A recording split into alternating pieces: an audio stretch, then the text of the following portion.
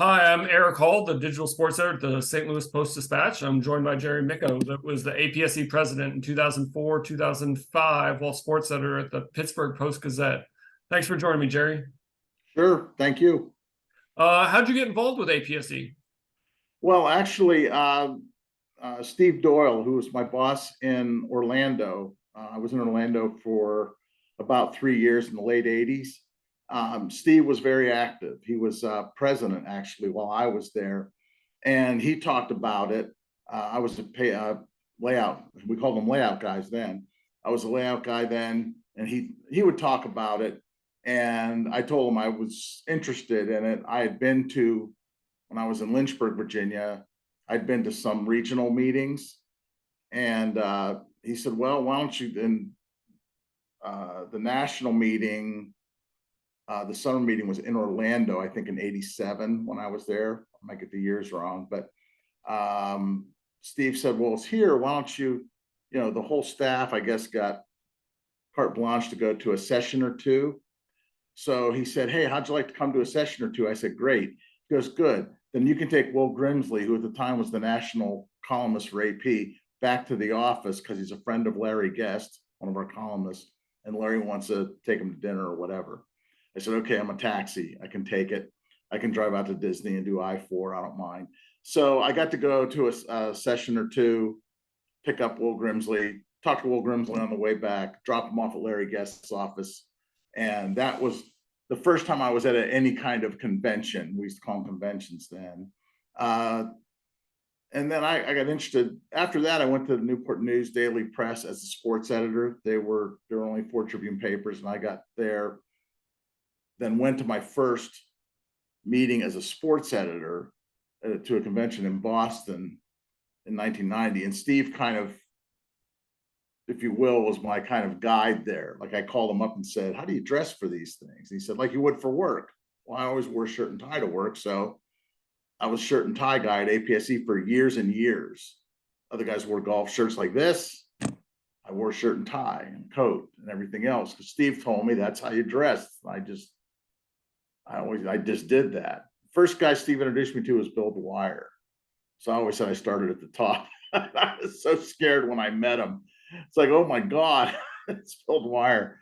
But Bill was, like he always was, very, very nice and cordial, and was great to talk to.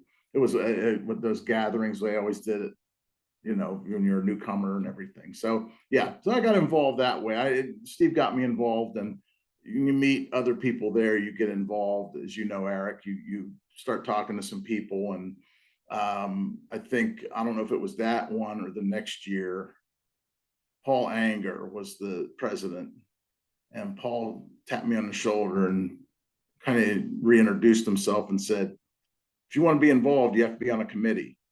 I said, "Okay." And he said, "We have these writers liaison groups, and we need someone to do bowling."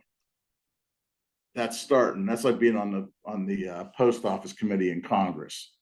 That's how I looked at it. It's like, I'll do it, and that's how I got started. How did you go from that to moving up to president a few years later? A lot of politicking, right? And I'm a BSer, you know that. Well, I did that, and you know, you talk to people when you go there, and you see other committees, and you know they always put the sign up boards. And I talked to some of the other editors that were there, and got to know people like Roy Hewitt. God bless him. You know, just a wonderful guy, and he was one of my true mentors. Uh, and you know, you talk to other guys who were there, and people, and you get to know them, and you see they're on a committee, so you sign up for it too. And I signed up for convention and Olympics, thinking, "Oh, Olympics, that'd be fun." Well, I didn't realize you had to actually go to the place and do all that. But Bill Dwyer was in charge of Olympics and credentialing, but he would get you involved with like a note or something like that. But I really got involved in conventions. I think Bob Yates from Dallas was doing it. This is maybe my third year in or something, and he said, "Can everybody send ideas?" And so I put down some ideas, and then eventually would do more and do more. So convention committee was where I really started to get involved and realized that, like, this is where like a lot of stuff happens and officers are involved. And I got involved regionally. That's why I think the regions are important. If you want to be an officer in APSE, I got Jack Beringer was the region chair in the Mid-Atlantic at Richmond. I was in Newport News. Jack said, how'd you like to be the assistant? And then we had a little election and I won. And that's how I started to get involved moving up the ladder. So I think anyone that has that aspiration needs to do that. They need to go through the regions, and you got to learn how things are done. So I serve on a committee, work through the regions, and kind of learn how things are done.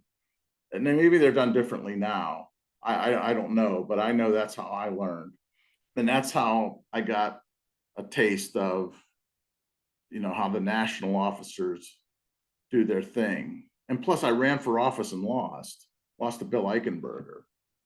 Then I ran the year after and I edged out Dan Cunningham. So, I mean, you're not going to win all the time. And I didn't beat Bill, but I served with him as an officer.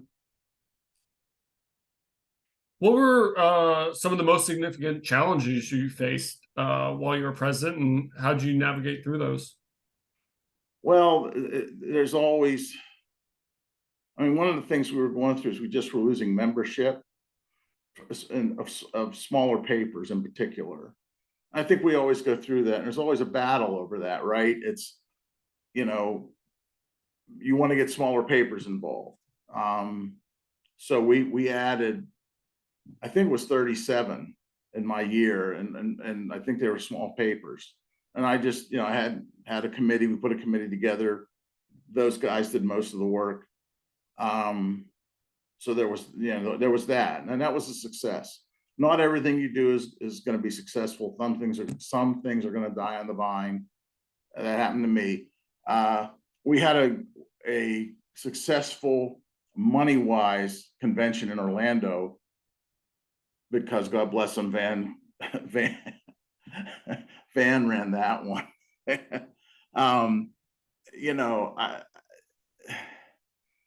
We got Van McKenzie got a lot of money from a lot of newspapers and entities in Florida. This is the days when newspapers funded it. And we took in a lot of money, and there was a lot of back and forth on that with, Ed Storn was the treasurer, great, tremendous guy. And the hotel got pulled out from us. We were supposed to be at the Marriott. They were building a new Marriott next to a Ritz-Carlton. And I remember Herb Stutz, all these folks unfortunately are gone, but Herb calling me up and saying they made a mistake at the Marriott. And Radio Shack was having their convention and they needed one more day. And I said, well, what are they going to do about it? He said, they're going to give us the Ritz-Carlton, which is great. I said, same price? He goes, same price. I said, okay, great. And then I realized, I said, wait a minute, are there Marriott points for that? That's the one-time editors get Marriott points, right? So I told Herb, I said, ask them for Marriott points. He goes, well, I don't think they'll do that. I said, well, ask them. What the hell? What does it matter? Ask them, right? And he gave us Marriott points. And I said, okay, sold. The nice thing was that because I was president, I got the presidential suite at the Ritz. Let me tell you, my kids loved it. I know that. That they ran around in robes and slippers all week when they weren't down at the pool. And my then wife loved it too. So that was a challenge, just getting through that. And the convention was fine, although there were some dust ups there. It was the week of the Mitch Albom column. I wrote about this, or wrote it to the woman who's writing a story about it. This is the one he wrote where the two guys from in the NBA from Michigan State were going to the game. We're at the game, had a great time, but they never went.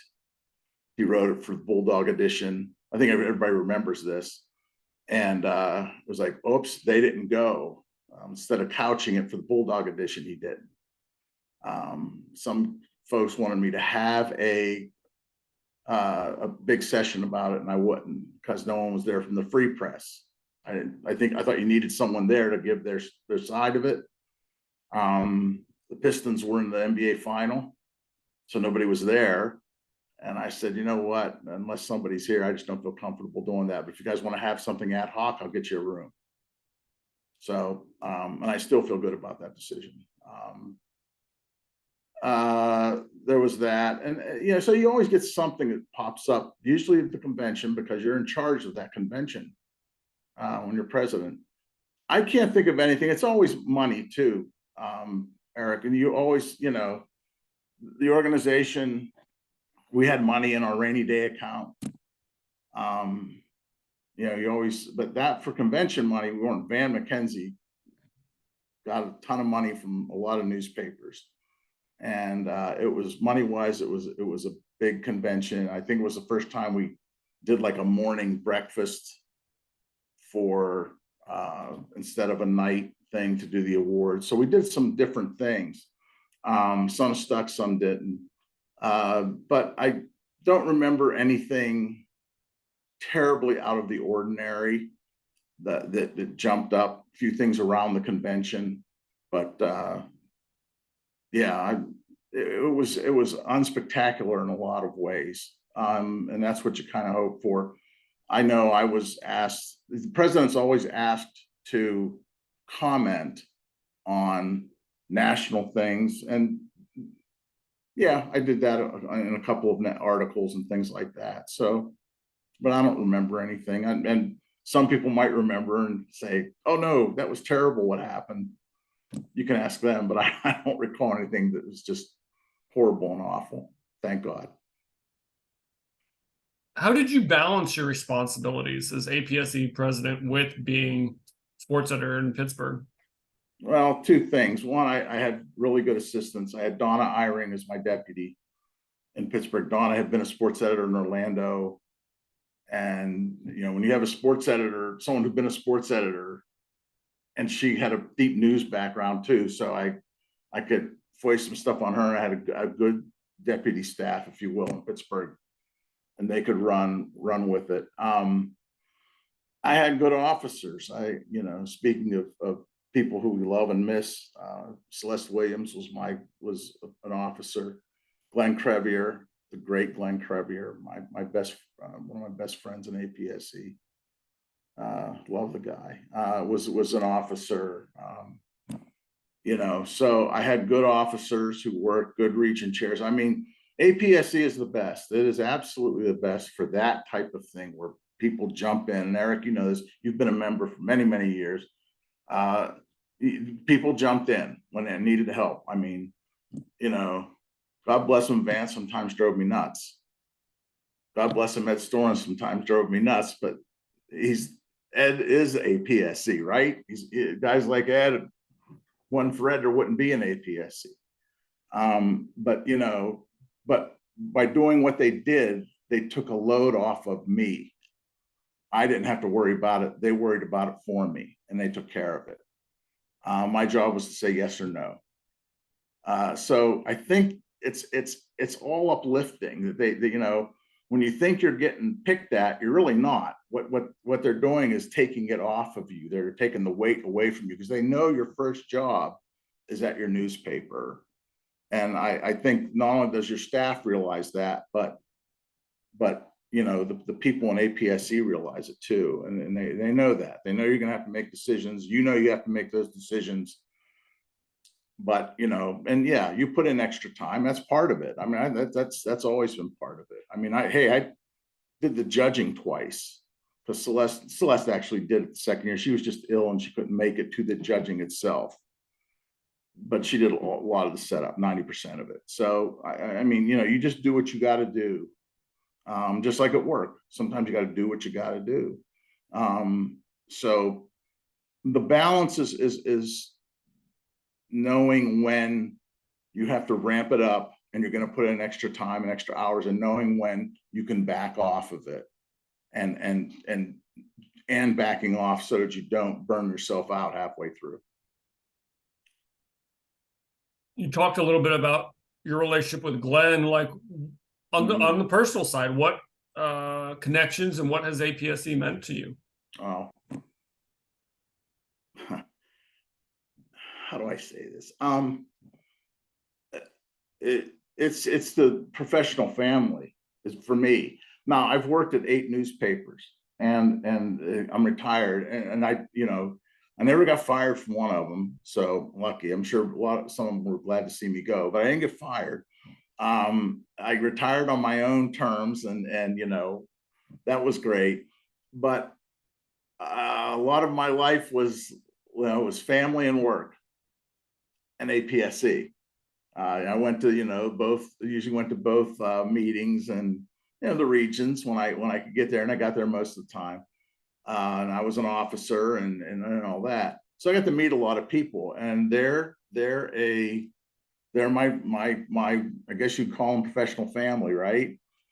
And I've met a lot of great people. Roy Hewitt essentially kept me in the business. I was moved out of my job in Newport News. We went to this kind of flat newsroom where you had two managing editors and everybody else had a pod. And I was put into a job of special projects. I was out of sports and going to have to leave APSE.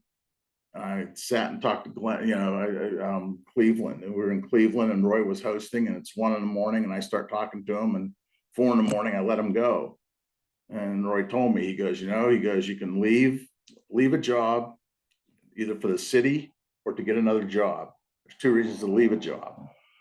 Well, I thought I'm going to get bumped out of APSE. And then all of a sudden it was like, well, if you oversee anything to do with sports, you can stay in.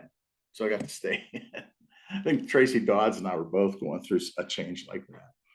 Tracy wound up working for Roy. I wound up going to the Contra Costa Times. So it worked out. I never thought I'd live in California, by the way. I'm born and raised in Western Pennsylvania. But, so Roy Hewitt, God bless him, wonderful guy. And became a mentor for me for the rest of his time. He was the Olympic chair before me. When he said he was going to leave that job, he recommended me. I got it. I got it for two of the Olympics. That's how this works. Glen Crevier, he's a wonderful guy. He's not only a great sports editor, which he is. Anybody that looks at his sports section knows that. He's just a good man. Bill Eichenberger and Bill and Glenn and I, Jack Berninger. I mean, these are people you just get to know and you talk to them, you learn about their lives, you learn about not just their professional lives, but their lives. And I can go down a list, of people. Gary Howard is larger than life, you start laughing about. You think about other people. I was like, oh, that guy almost. When Mike Fannin walks into a bar, in a 4 a.m. bar that's going to close in New York City, and here come Mike Fannin and D'Amico, and they're coming in, and you're trying to get out because you're going to go back to your room because it's 2:15, and they come in, you're in trouble. You're blocked, but you love them for it anyway, right? But they're both great sports editors, and Mike now is an editor. So I mean, not to tell you good Mike Fannin is. He's one of the greatest, and so is Chris. So I mean, it's all that. They're different. So many different people you meet in that organization. You get to know them a little bit. Their work is great, and you get to know them a little bit more as people. It's and it's a very collaborative group. You go up to someone, you say, we're doing a new baseball page, and I don't know if it works. And somebody will just tell you, hey, you know what, we did this. You don't get that at other places. You just don't. It's very family-like, because we even have fights like that too. And somebody will say, I don't like so-and-so, I don't like, you don't like them for a day, maybe. You're pissed off for a day or two, and you are, but nobody wants to see that. Nobody wants to hear that. So I've got so many people who I like and still do. I don't have any grudges. It's not a place I carry a grudge with anyone. So, I mean, I got to meet Terry Taylor that way. And Terry's tremendous, right? And we all love Terry. So, I mean, it's just a way to meet a lot of people, and it was a way to learn a lot. I don't think anybody who ever walked out of there and said, I didn't learn anything. Judging, Eric, you've judged, you learn a ton. You're stuck in a room with 3 other guys sometimes, and Kathy Henkel, and I met her and talked to her. She got great paper up in Seattle. Otherwise, I'd never know what a paper in Seattle was doing, but she's great. Her, Celeste. Now, Celeste Williams, I think, was one of the best 4 or 5 sports editors I've ever met. She battled Dallas tooth and nail down there. What a battle that was between her and Bob Yates in Dallas, and then the other, both newspapers, great sports section. So, great to watch that whether I was in Newport News or Contra Costa or Pittsburgh. And you just get to learn so much, see so much, and learn so much. And that was just such a great setting, if you will, do that and pick up a phone and call someone. Just pick it up and call someone, and they're going to get back to you. They're just going to get back to you, and they are. They're not going to blow you off, and that's not everyone can say that. I think that's the charm and the greatness of APSE. Yeah. Looking back at your time as president, what do you consider your most significant contribution to the organization, or the strong word, but maybe your legacy? Oh goodness, I really don't know that I have one. I didn't screw things up. That's part of my legacy.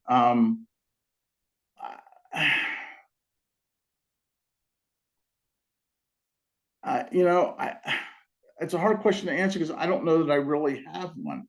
I think legacy, when I think of APSE, is that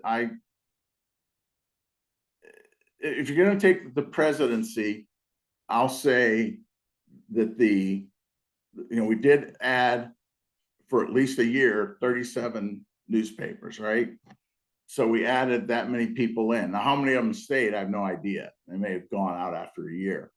So I don't know if you call it a legacy. You call it a one-time shot. It's like making one great bet. Like I did in the Super Bowl this past year. I won $1,200. Hey, I made one good bet in the NFL season, right?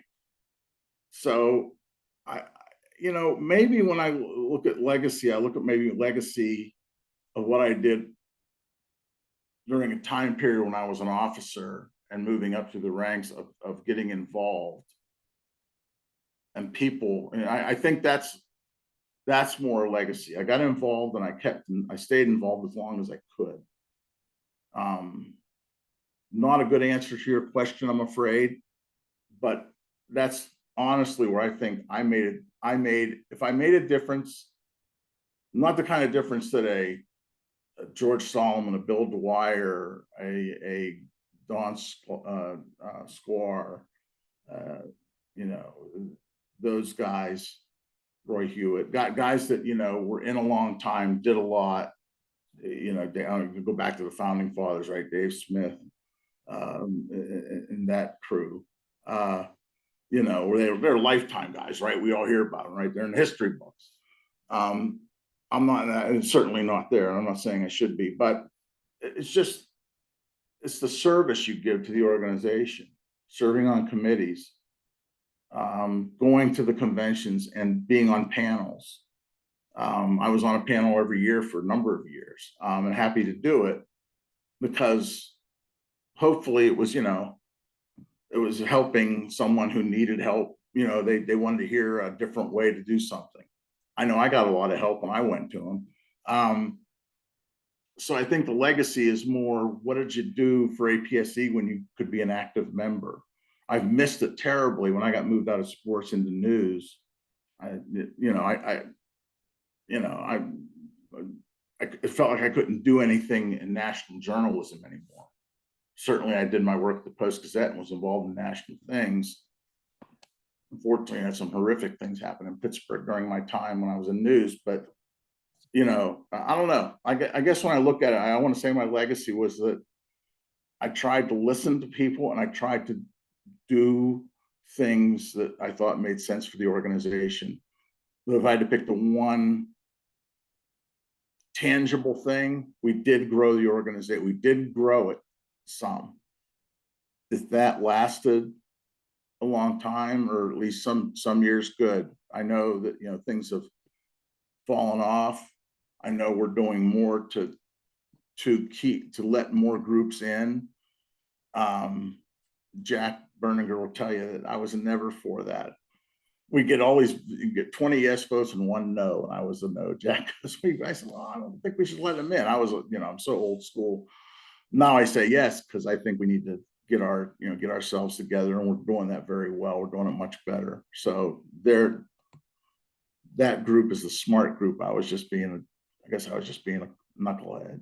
So, but yeah, the one thing I guess tangible would be the number we grew by. What advice would you have for future presidents of APSE? Talk to not only your officers, which you should on a regular basis. Stay in touch with the region chairs and get them involved. And when you go to the conferences, get around, meet people you don't know. You're the president of APSE. Nobody wants to approach you who's new. Zero. Because you're the president of APSE. When Steve Doyle took me to pick up Will Grimsley, the first person he introduced me to was the president of APSE. Gosh, I forget his name. It's terrible. Bitch getting old. Jeff. He was editor in Portland, sports editor in Portland. But he introduced me to the president. He introduced me to Dwyer the next year. Bill Dwyer, for God's sake. So, introduce yourself around. Get to know people, at least with a hello, how are you? You're a newcomer, welcome. Do that, and if the year you have the convention, when you're president, drop in on sessions. Don't just go to 1 or 2 and sit there, but drop in, listen to what's being said, hear if there are questions, whatever. I think you have to know what's going on in sports journalism, what people are talking about. Really pay attention. And this is as you're moving up through the ranks too. You're second vice president, first vice president. What are the problems sports editors are having, and then try to address that when you put an agenda together the most. And it might be really different from what was a big deal 5 years ago. Don't be afraid to tackle hard stuff. And don't be afraid to, I don't know if the president still goes to APME every year. I know I did. Don't be afraid to tell them what you need. When diversity became an issue with APSE, Leon Carter's one of the best sports editors I've ever known. And we finally got him to Red Smith, and damn it, that was way overdue. I always tell Leon, I didn't hire me. We should be doing this in front of APME and the editors. Broaden the hiring, make us think even more. Sometimes you got to be, how do we think and why do we do what we do? So presidents should be listening to everyone as much as they can, because they have a job too, but use the team. Make them become your eyes and ears. Like, talk to them. Send, not to sit and literally talk to them, send them an email, say, I want some feedback on this. It's just good to try to know. I wish I'd done more of that.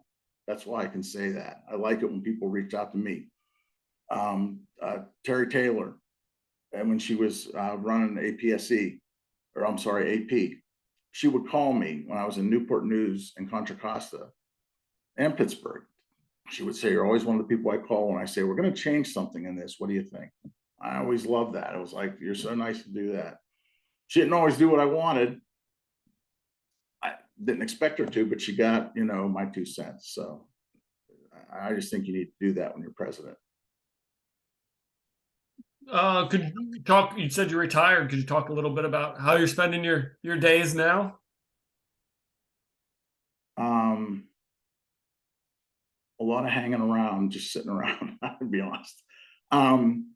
A lot of relaxing, actually. It's very relaxing. When bad things happen, I don't go, oh my God, I got it, what am I going to do? I am involved with the Post-Gazette intern program. I am the coordinator of it. So I'm still involved. We just onboarded 6 yesterday. It's only 9 interns. We usually have about 20. But as you know, some people may know, our newsroom's on a strike, has been for 8 months.